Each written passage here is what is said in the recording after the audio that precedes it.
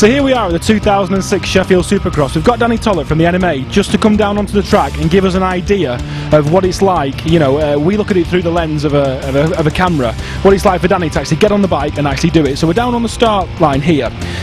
It doesn't look as simple as it looks to us on TV because, first of all, there's big ruts, and also, which gate am I going to pick? Yeah, when you're on the grid, the choices are as close to the doghouse in the middle as possible. As you can see, the ruts are getting quite big, and in the rules you're not allowed to really touch the outside of the start grid. You can do what you want, fill them in or whatever, you know, get the dirt packed down nice and hard so you get enough traction, but basically you want as straightest line to that first corner as possible. So I'd imagine the top guys will be looking at probably these 2 or 3 gates here so that they've got a nice straight line down to the first corner.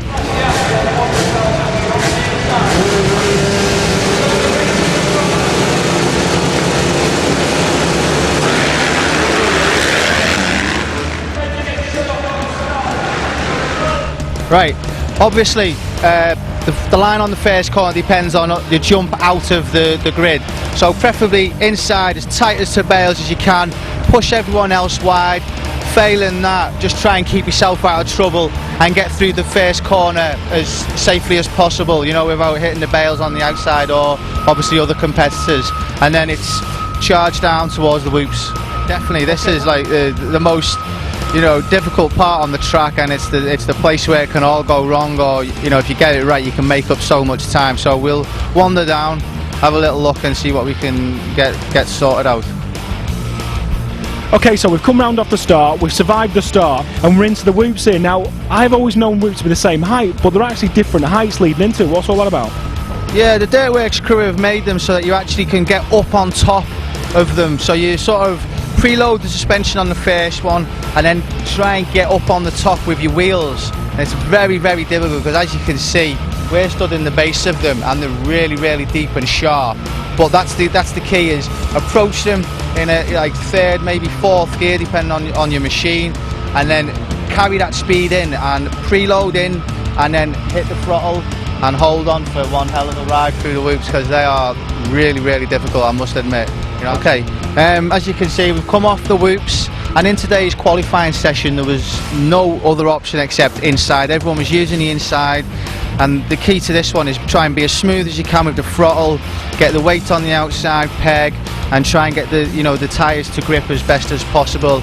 I suppose an option, if there was a lot of traffic, is maybe come wide and try and get across, but I think you'll get pushed out, you'll be in the bales and off the track. So really the only option, inside, and as I say, weight the outside of the peg, nice and smooth on the throttle, and get yourself lined up, ready to jump through the next rhythm section.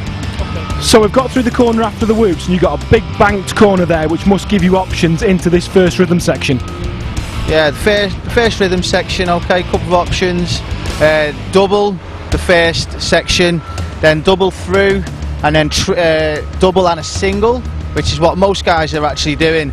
But then you come to like the top guys like Alessi and Veelman, coming round the corner, doubling, then actually tripling, and then a double at the end. It's absolutely awesome to watch.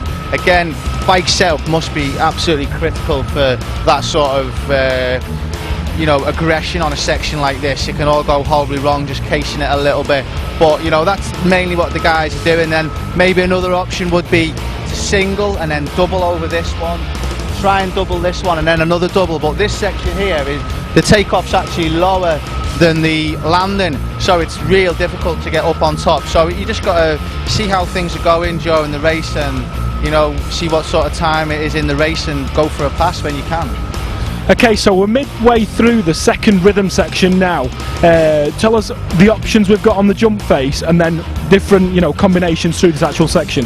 Okay, yeah, as you can see, a couple of different options. You can go wide, triple, then jump onto the plateau, and then over the single, and then into the berm, or square the corner off, double, and then double over the plateau and single at the end.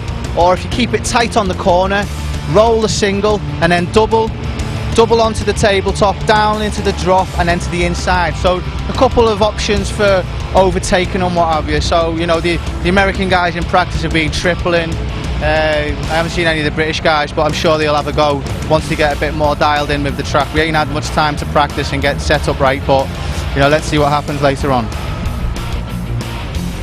Okay, so we've just finished the second rhythm section on the track and we're into that corner. Just tell us what we're doing there. Yeah, there's two options. There's inside or outside, depending on how you come through the rhythm section. And then it's up through the gears, you know, coming up towards the finish line. Keep the speed coming into it, and then give it a big pop of throttle just to get you up and over, give you the extra height, and then you finish the lap, and then you start on your next lap into the first corner again. Okay, so then after this we're just into a hairpin and then back onto another lap, so that's the completion of the Sheffield track walk.